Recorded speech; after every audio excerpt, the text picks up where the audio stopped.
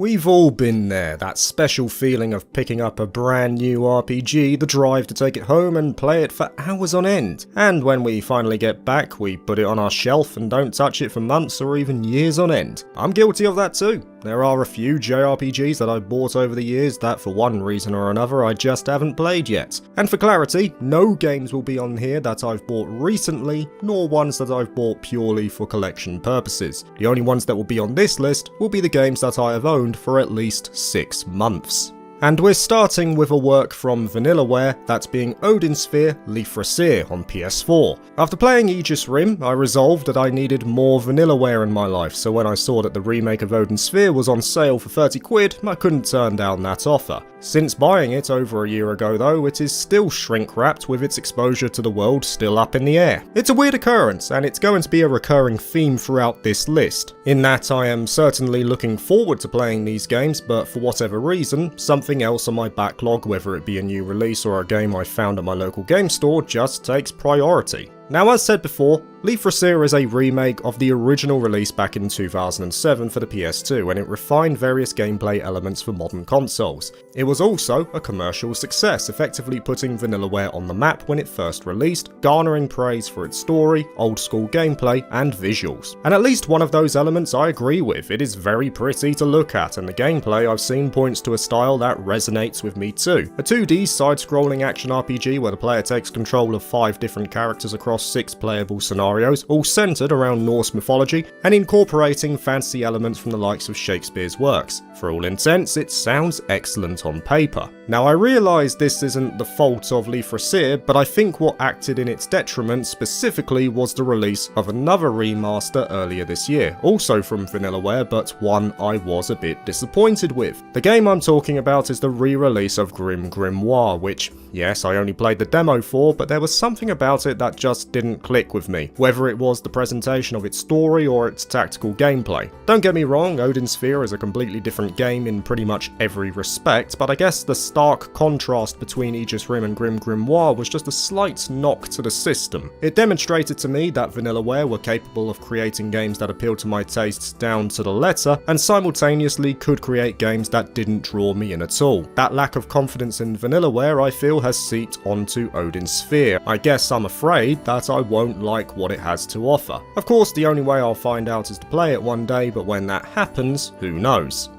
The next one on the list is for Ni no Kuni 2 Revenant Kingdom, that was part of a 3-for-2 offer. It was so cheap in fact that it was the game I got for free, so I wasn't going to pass that up, took it to the counter, tapped my card, thanks very much. It's an opportunity to revisit this charming world that I saw back in the first game, and much like Odin Sphere, I'd say the likelihood is that I will enjoy it, even with the reception for this title being more mixed than its stellar predecessor. The whole idea of building a kingdom from the ground up just sounds really cool to me, and I get the impression there's a great deal of freedom in this game, much like there was in the first. I honestly think I will get to this eventually, and most likely sooner than Odin Sphere, but there's one issue that I have, and it's not even the game's fault. It's on my PS4, which, yes, I do enjoy playing on, but I find I'm far more drawn to both my PC and my Switch. My PC gives me power, my Switch gives me portability. The PS4 on the other hand is just kind of stuck in the middle. I don't know what it is, but when I'm sat down after a long day, I find that my hand is always gravitating to either my Switch or the PC. It's rarely the PS4 that takes priority. And what it's resulted in is that my Switch library has pretty much dwindled to the single digits, while my unplayed PS4 library remains far more full. Combine that once again with the new releases that are just flirting with me consistently, and I just find myself hardly ever going to this library. But maybe this video is exactly the push I need to prioritise it more. In the case of Ni no Kuni 2 though, I am confident it will be a positive experience. I know a couple of people who hold it in very high regard, and even consider it better than the first. That's always a good sign. Next up is Gust's often forgotten franchise. No, it's not Blue Reflection, it's their action RPG Knights of Azure. I bought this game literally a day after I finished the first Riser title. That's over 3 years ago, and it's still stuck on my Steam library untouched. It hasn't been launched once, it's not even installed as of the time of recording. After playing Riser, I was just taken in with the works of Gust, and that did eventually end up with me playing 7 more games in the Atelier series, quickly making it one of my favourite JRPG RPG franchises for its light-hearted undertones, and also jumping over to Blue Reflection as well with both the original and Second Light. There's no doubt that I hold Gust in high esteem, but there's something about Knights of Azure on the surface at least that just isn't drawing me in. Of course, I'm only basing this on trailers and short clips of gameplay, but I couldn't help but feel it has that Gust jank that surrounded their releases around the mid-2010s. It's not a deal breaker, but I'll use the first Sophie game as an example here, which was charming in its own way but felt undoubtedly outdated at points.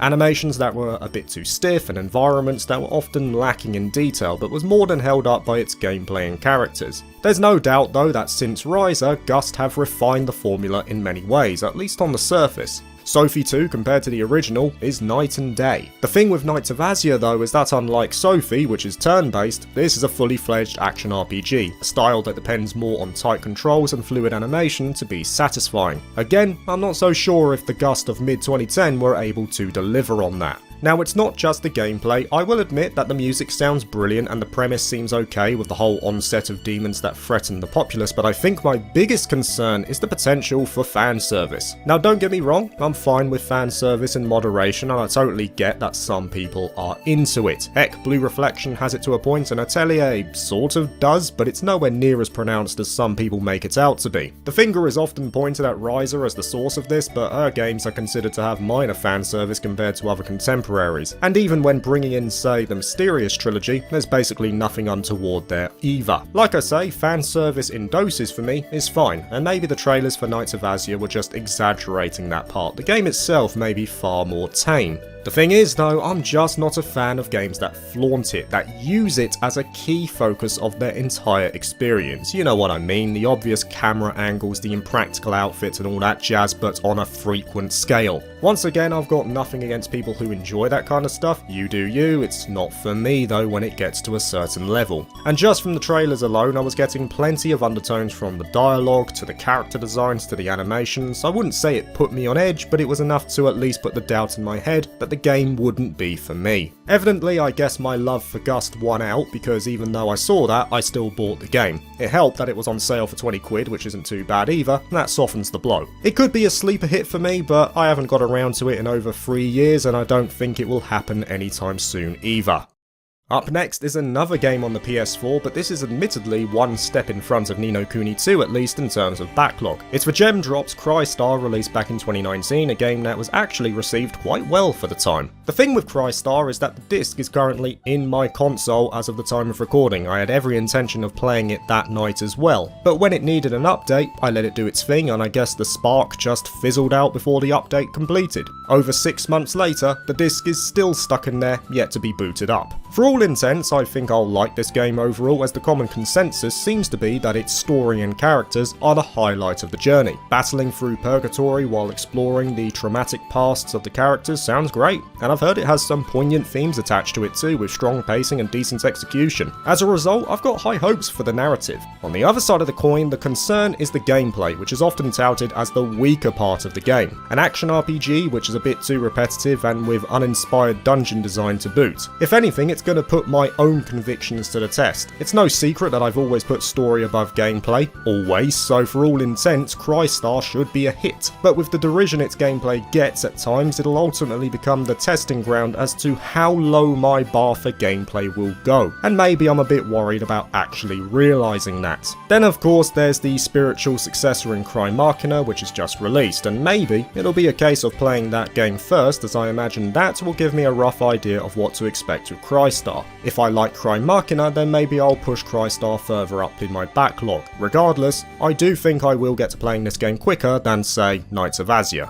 Coming up next is a game that I actually happened to find very recently in physical form for just 8 quid. 2010's Resonance of Fate, developed by the ever-recognisable Tri-Ace. With that, it makes it the second time I have purchased the game, once on Steam and once for PS3. I guess I just couldn't resist having a physical copy. Now, the fact it's by Tri-Ace alone piques my interest. I know their track record is fairly spotty recently, but I have a lot of time and respect for the team. And then on the other side, this is an RPG not like many contemporaries, set in the distant future, a fast-paced strategic combat system, and a pretty cool premise with the idea of pollution almost wiping out humanity. Undoubtedly for me, the biggest draw is the gameplay, using guns this time around. There's seems to be a good balance between movement and strategy, and word on the grapevine is that the game is not necessarily difficult, but at least more challenging than the standard JRPG. That's all good in my book. If you give me a fair challenge, emphasis on fair, then that's generally a good start. Not to mention it employs the expertise of Motoi Sakuraba as a composer, and that is also a big draw of the game. On paper,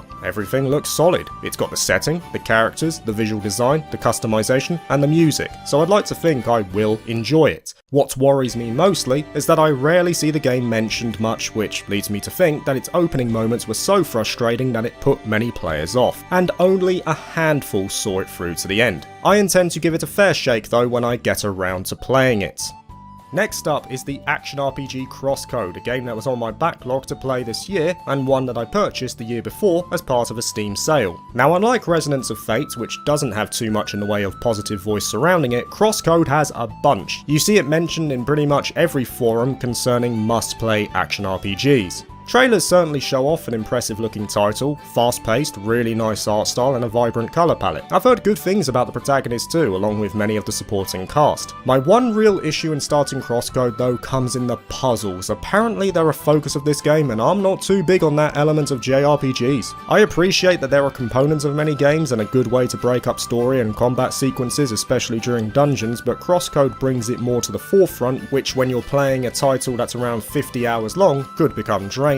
Like I say, puzzles are not really for me. I can tolerate them in doses, and of course the simple ones aren't going to cause too much of a headache, but there are quite a few that start to frustrate me. I think of the book puzzles from Xenosaga Episode 2 as an example there. If I see anything along those lines in Crosscode, that's a red X from me. I don't think I'll be getting to it this year with all the releases at the end of 2023, but the likelihood is that I will get to it in 2024. Moving on, we have CyberConnect 2's recent remaster of the .hack GU collection. Now, a full video could be dedicated to the legacy of .hack as a series when you consider all its anime, manga, merchandise and indeed games, but that's not the focus of this video. Rather, I simply saw the collection of Last Recode on Steam, heavily discounted, and thought, why not? Since that point, I've been exposed far more to the series as a whole by virtue of the channel, especially the desire to see the original 4 games on modern consoles, and it has indeed piqued my interest more as the years have passed. .hack of course has that tried and tested formula, the MMO world that has repercussions on the real one, and this collection is no different. Comas, revenge, viruses, it's got all that good stuff, and I'm certainly in tune with a premise like that. It's an action RPG, which again I don't mind. I've got no particular preference for turn-based, tactical or action-based. As long as the gameplay is fun, then that's all that matters. And who knows, if I end up liking these games, I can always look to try the original Tetralogy on PS2. Emulation will undoubtedly be my friend there though. I refuse to pay over £100 for that final game. The real kicker for me, and what is most likely holding me back, is the time investment. A collection of 4 games with an interconnected story, they take a while, and when I do get stuck in, I prefer to play all the games back to back to get the best experience, as long as it's keeping me interested of course. I think Last Recode has a lot of potential, and I will get to it I'd say late next year if no big releases are on the horizon, which seems ever less likely considering the resurgence of JRPGs in the past couple of years release-wise. Either way, it's always there when the desire kicks in.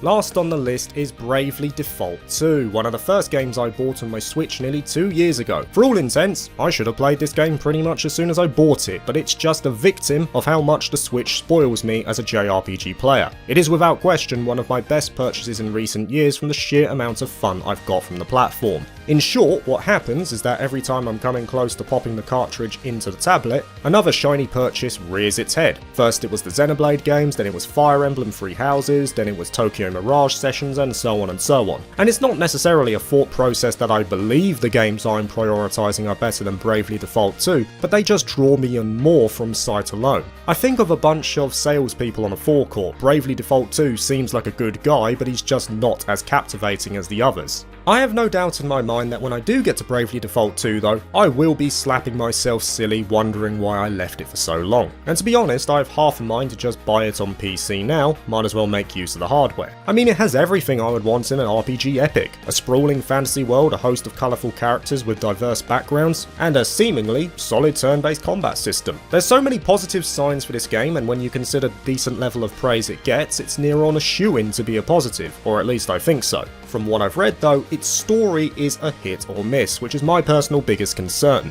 As I've said before, story is king for me, but I'll get a good idea of what I think about it within 10 hours, I'm sure. In any case, I'm still not sure why I continually push it back. Maybe it's a case of the Yorkshire pudding phenomena, where you intentionally save the best thing on your plate till last, who knows. But considering I don't need to have any prior knowledge of the other games to enjoy this one, I at least have the blank slate to work with. I'm personally hoping for another Octopath Traveler 2 experience with this, a game that I had no prior exposure to, but one that blew me away when I finally got around to it.